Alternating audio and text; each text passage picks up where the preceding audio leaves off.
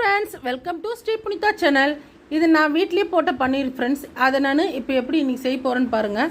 இன்றைக்கி பன்னீர் try fry தான் செய்ய போகிறேன். பன்னீர் கட் பண்ணி போட்டுங்க, கொஞ்சம் கான் மாவு மேலே தூத்திங்க, லைட்டாக தண்ணி தெளித்து அப்படியே பரட்டின மாதிரி வச்சுக்கோங்க. எண்ணெய் ஒரு தவாவில் வச்சு காய்விங்க. ஒரு பன்னீராக போட்டு நம்ம பொரிச்சு எடுத்துக்குவோம் முதல்ல.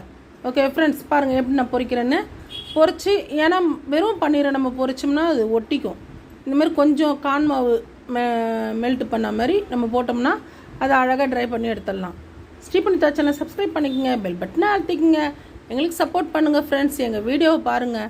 எங்கள் வீடியோ எவ்வளோ 1000 பேருக்கு மேலே கையில் கிடைக்கிது. எல்லோரும் தள்ளி விட்டுறீங்க ஃப்ரெண்ட்ஸ். நீங்கள் பார்ப்பீங்கன்னு தான் நாங்களும் இவ்வளோ கஷ்டப்பட்டு போடுறோம். எல்லோரும் கொஞ்சம் பாருங்கள் ஃப்ரெண்ட்ஸ். பாருங்கள் எவ்வளோ அழகாக நான் இதை திருப்பி போடுறேன். திருப்பி போட்டு பொரிச்சு எடுத்துட்டேன். பாருங்கள் ஃப்ரெண்ட்ஸ் எப்படி இருக்குன்னு. இப்போ நம்ம ஒரு கடாய் வைப்போம். கடாயை வச்சு கொஞ்சோண்டு எண்ணெய், அந்த பொரிச்ச எண்ணெய் இருந்தது, அதையே நான் ஊற்றிக்கேன் கடாயில்.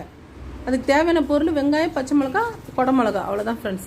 பாருங்கள், பச்சை மிளகா வெங்காயம் போட்டு நல்லா வதக்கிடுறேன் எண்ணெயில். ரொம்ப வதக்கல, ஒரு அரை வதக்க வச்சுக்கலாம். அரை வதக்கினோடனே குடமிளகா போட்டுடுறேன். குடமிளகா போட்டு நல்லா வதக்குவோம். கொஞ்சம் கொஞ்சமாக பொறுமையாக போட்டு நம்ம செய்வோம். இது நம்ம ஹோட்டலில் வாங்கி சாப்பிட்றதோட நம்ம வீட்டில் செஞ்சு பார்க்கலாமே. எந்த ஒரு மசாலாவும் இல்லை. இஞ்சி பூண்டு பேஸ்ட்டு ஃப்ரெண்ட்ஸ் போட்டு நல்லா உப்பு கொஞ்சம் போட்டுருங்க. நல்லா வதக்குங்க, அந்த பச்சை வடலாம் போயிடும். சரிங்களா? நம்ம வீட்டில் நம்ம பசங்களுக்கு நம்ம கையாலே செஞ்சு கொடுக்குமே. உப்பு போட்டுருந்தேன், தேவையான அளவு உப்பு போட்டு குடமிளகா கொட்டிட்டேன். கொஞ்சோண்டு கரம் மசாலா, கொஞ்சோண்டு சில்லி பவுட்ரு, அவ்வளோதான். அப்புறம் கொஞ்சம் பிளாக் சால்ட்டு போடுறேன். அது பாருங்கள், கொஞ்சோண்டு பிளாக் சால்ட்டு, அவ்வளோதான் ஃப்ரெண்ட்ஸ். நல்லா கொதிக்க விடுங்க. அதுக்கப்புறம் கொஞ்சோண்டு கான் மாவு கரைச்சி ஊற்றிடுங்க. அதில் கொஞ்சம் லைட்டாக ஊற்றுங்க, ரொம்ப வேண்டாம். சரிங்களா? அது அந்த கொஞ்சம் திக்னஸ்க்காக. அதுக்கப்புறம் இந்த பன்னீரை நான் கொட்டுறேன். பன்னீரை கொட்டி நல்லா கலக்குங்க. கலக்கி ஸ்லோவில் வச்சுருங்க, அப்படியே மூடி போட்டு. அந்த எண்ணெய்லாம் மேலே பிரிஞ்சு வந்துடும். அவ்வளோதான், பன்னீர் ஃப்ரை ரெடி. ஓகே ஃப்ரெண்ட்ஸ், பன்னீர் ட்ரை ஃப்ரை நீங்கள் செஞ்சு பார்த்துட்டு எப்படி இருக்குன்னு எங்களுக்கு கமெண்ட் பண்ணுங்கள் ஃப்ரெண்ட்ஸ்.